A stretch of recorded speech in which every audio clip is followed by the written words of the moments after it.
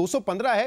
وہ ایگزیکٹلی آپ کی نظر میں آپ کی اس پہ رائے جاننا چاہ رہا ہوں، وہ کیا کہتا ہے؟ کیا یہ scrutiny election commission of Pakistan election کے حوالے سے کر سکتا ہے یا نہیں کر سکتا؟ کیونکہ اس میں یہ تو لکھا ہوا ہے کہ 209 اور 210 کو کمپلائی کرنا ضروری ہے، ورنہ سمبل آپ کو نہیں الاٹ ہوگا۔ وہ آئی تھنک جو ریما کا آپ نے بھی بتایا تھا، سنا رہے تھے آپ تھوڑی دیر پہلے، ان کا ویو پوائنٹ بالکل مجھے درست لگتا ہے، اور وہ یہ ہے کہ جو 215 ہے وہ صرف ڈاکیومنٹس کی بات کرتا ہے کہ اگر 209 کے ڈاکیومنٹس آ گئے تو پھر آپ کو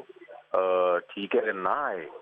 209 کے ڈاکیومنٹس، یعنی آپ نے کوئی سرٹیفکیٹ ہی نہ دیا تو پھر وہ شو کاز دے کے کاروائی کر سکتے ہیں آگے۔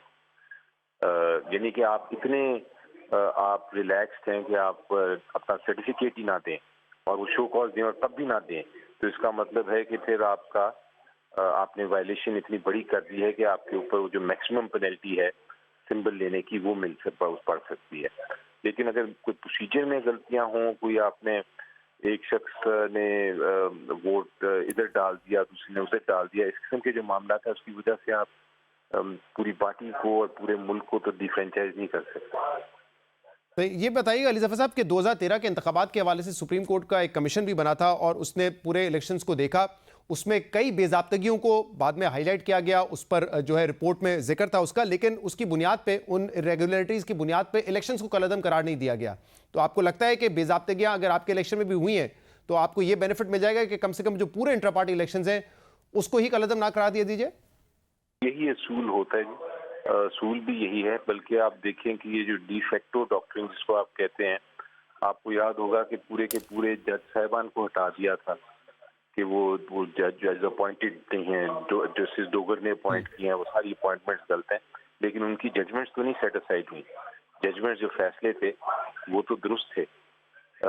تو یہ ڈی فیکٹو ڈاکٹرن بڑا ویل اسٹیبلشڈ ہے، اور آئی تھنک آپ کے جو لیگل ایکسپرٹس ہیں انہوں نے بڑا اچھا اس پہ تبصرہ کیا ہے، وہ مجھے تو ان کی باتیں بڑی جائز لگتی ہیں۔ میرٹس پہ زیادہ بات تو نہیں کر سکتے کیونکہ آپ کی ٹیم نے کہا ہے کہ کل وہ ان کے جوابات دیں گے، لیکن ایک میں یہ سوال پوچھنا چاہ رہا ہوں کہ کچھ بیسکس تو آپ نے بھی اپنے طور پہ درست کرنے تھے الیکشن میں جاتے ہوئے۔ مثال کے طور پہ آج جو ایک بنیادی پوائنٹ اٹھایا گیا کہ فیڈرل الیکشن کمشنر میں، کمیشن جو آپ کا آئین کے مطابق ہے اس میں پروونسز کے الگ کمشنر ہونے چاہیے، ایک فیڈرل ہونا چاہیے، لیکن اس پورے انتخابات میں آپ نے صرف ایک فیڈرل کمشنر کو رکھا تھا جس کو آپ چیف الیکشن کمشنر کہہ رہے تھے، نیاز اللہ نیازی صاحب۔ تو یہ کیا غلطی ہوئی ہے پاکستان تحریک انصاف کے بہاف پر؟ نہیں، میرا خیال ہے وہ اگر آپ وہ ڈاکیومنٹس دیکھیں گے، اور امید یہی ہے کہ کل ڈاکیومنٹس دکھائے جائیں گے، تو اس میں بڑا واضح نظر آ جائے گا آپ کو کہ پوری کمیشن جو تھی وہ اپوائنٹ ہوئی تھی اور بڑے عرصے سے اپوائنٹ ہے۔